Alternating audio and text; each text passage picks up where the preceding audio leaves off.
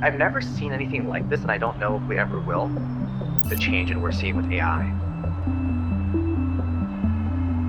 Concerns are growing about AI replacing some human workers. AI is moving so fast, and the capability that consumers have today is miles ahead of what businesses had even just a few months ago. So how can you realistically approach building a business that has value in even just a year's time, especially when you've got these tech leaders saying that effectively software is dead and the future is AI agents completing all the work for us? It's a really scary thought to approach.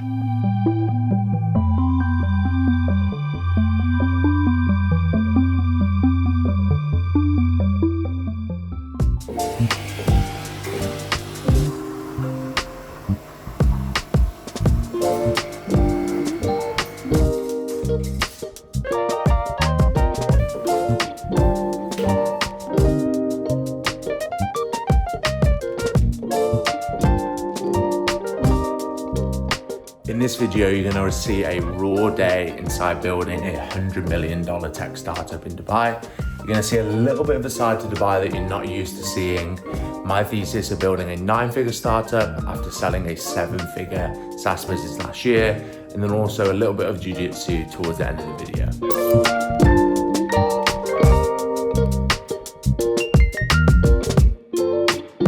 I think a lot of people feel that if you're not in London, San Francisco, New York, you're not in a place to be able to build a tech business.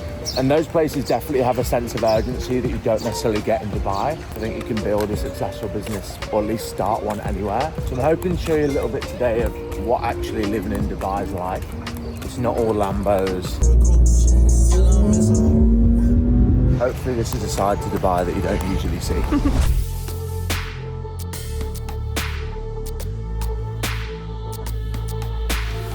I think it's important just to talk a little bit about my hypothesis of building a 9-figure startup compared to when I built and sold a 7-figure startup. When you build a 7-figure business, I think you can start off by just identifying a pain point and creating the smallest possible thing to solve that pain point, and build it from there, just add features that customers are asking for. Building a 9-figure business, even though I haven't done it yet, I think is a little bit different because you need to be thinking about where the puck is going to be.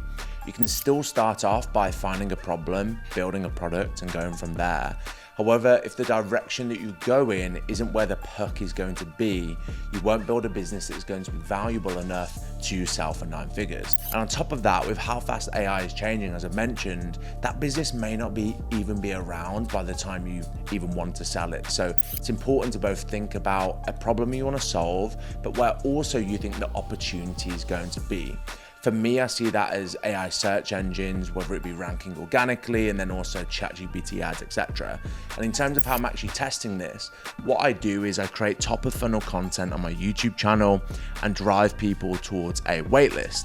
Now, this waitlist, this landing page can change. Probably by the time you watch this video, it will be different. But basically, you just get cold traffic, you get attention from people who don't know about you. You then drive them to a waitlist. You can see I've already got 683 people on this wait list. I then reach out to them to have calls with them, interview them, figure out what those pain points are, and then match that with my hypothesis of where I believe the puck, i.e. the future, is going.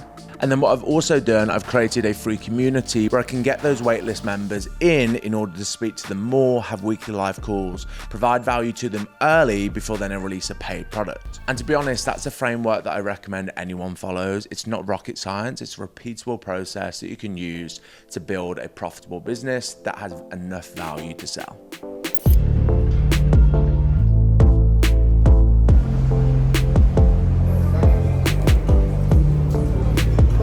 One of my favorite things about Dubai is you can leave whatever you want on the table, your phone, your wallet, your laptop, and it's always going to be there. No one's ever going to steal it. So a bit of an overview of what I'm working on today. I'm completing some admin. I've just actually bought the new domain for the business that I'm starting, Trifocal, so stay tuned for that. I'm registering the business in the US, and then I'm also working on I use, oh my God, my screen is so dirty, but I use Figma Make in order to be able to rapidly prototype. I'll show you what this looks like now. So Figma Make allows me to rapidly prototype the new software idea I have. So then when I have a call with a customer, I take their feedback, I make improvements within the day, and then I pull it in the hands the day after. So yeah, a lot of admin, just business stuff, and then just getting our product as good as it can possibly be, as well as also trying out OpenClaw to automate part of our SEO agency. So. Hey mate. Hey Dan. I can go through, basically, I turned what was on the whiteboard yesterday into a bit of a POA. I am quite interested to do something like this. I just found these. Their payment plans are quite interesting, but they give like strategic monthly calls, 70 content. I mean, that's exactly what I'd want to do, but we both spoke about having some sort of agents or something into it, and I imagine us having like marketplace of different deliverables that you can just click, and you could maybe just connect it to OpenClaw, and OpenClaw goes and does it for them.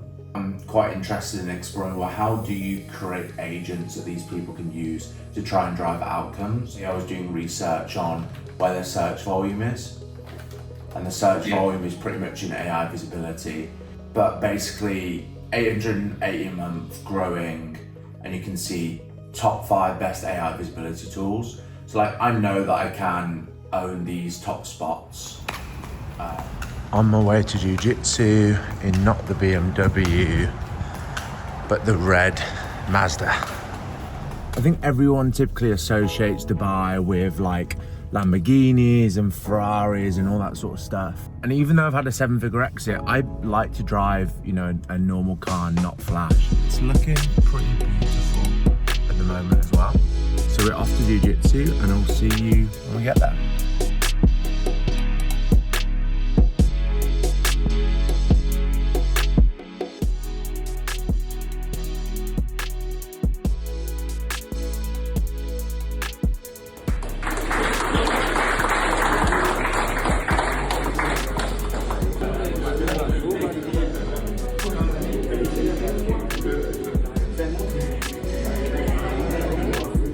So everyone, as I'll show on the screen, I got my first stripe on my white belt.